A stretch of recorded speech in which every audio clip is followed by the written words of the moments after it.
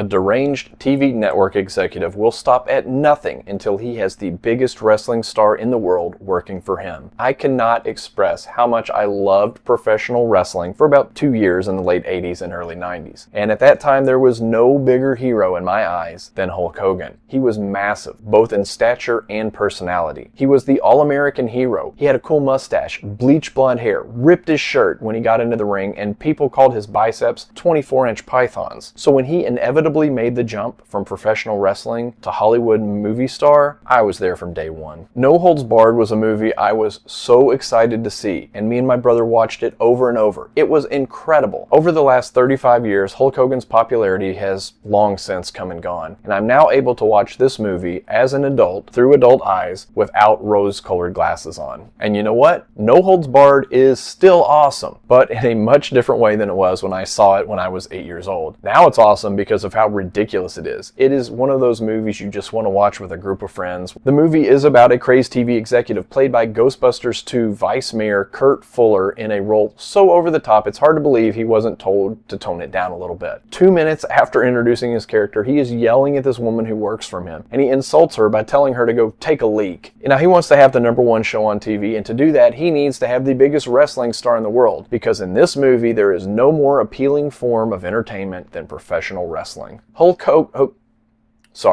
Rip Thomas is the star that he needs on his station. Now before I go any further, I have to comment. Hulk Hogan was the biggest name in wrestling in 1989, and he is starring in a movie about wrestling. And in the movie, the WWF exists, and so do wrestlers like Jesse Ventura and personalities like Mean Gene Okerlund. But in No Holds Barred, for some reason he doesn't go by Hulk Hogan. He goes by Rip Thomas. The only difference in Hulk Hogan and Rip Thomas is that Hulk Hogan wore yellow in the ring, and Rip Thomas does this like hang ten looking gesture. That's it. Other than that, they're the same guy. Now, rumor is that the original script was so bad that WWF President Vince McMahon and Hulk Hogan locked themselves in a hotel room for 3 days and rewrote the entire script. Based on how the movie turned out, I am not positive that they were sober on that 3-day bender. The rest of the movie plays out with Rip being an honorable man and Fuller's TV executive trying everything to make him come work for him. He is more aggressive than a mob boss, and he just is a TV executive. Now, Rip's wrestling rival in the movie is played by a pre-Debo from Friday, Tiny Lister, who plays Zeus, the crazy ex-con who doesn't talk much and smashes everything and everyone in his path. Between Rip Thomas and Zeus, the movie features an absurd amount of heavy breathing and grunting. And for a movie about wrestling, I actually found the wrestling scenes to be kind of boring. The dialogue was what I wanted more of, and arguably the most famous scene in the movie mixes dialogue and wrestling, where Rip scares a limo driver so bad he has an accident in his suit pants, and really all the way up the back of his jacket as well. And of course there is a half-baked love interest subplot that goes nowhere. Hogan acts ridiculous when he's around this woman, and there's some insanely over-the-top innuendo in the hotel room scene that is so stupid I couldn't help but laugh. And then there's another subplot about Rip's brother having a run-in with Zeus that doesn't end well. I don't know if I zoned out for a few minutes, but like he shows up 3/4 of the way through the movie and we're supposed to know who he is. It just seemed completely ridiculous and unnecessary. There was no character development, there's no redemption, there's nothing here to make the movie good, but it somehow is still so much fun. And for me, the highlight of the movie was the Roadhouse level, crazy, sleazy, dirty bar that is full of the most insane depictions of drunks and rednecks I've seen in forever. And my God, was the bathroom filthy. I can't imagine using that bathroom even in an emergency. Now, while researching for this review, I did find that there's a 1951 movie about wrestling called No Holds Barred. I can't see that there's any relation between that movie and this movie, but at the same time, it can't be a coincidence, can it? So No Holds Barred is little more than a vehicle to try to make Hulk Hogan a movie star, and it didn't really accomplish that goal. The movie is laughably bad, but as soon as it ended, I wanted to watch it again. Much like The Room, it's a movie you just want to expose all of your friends to.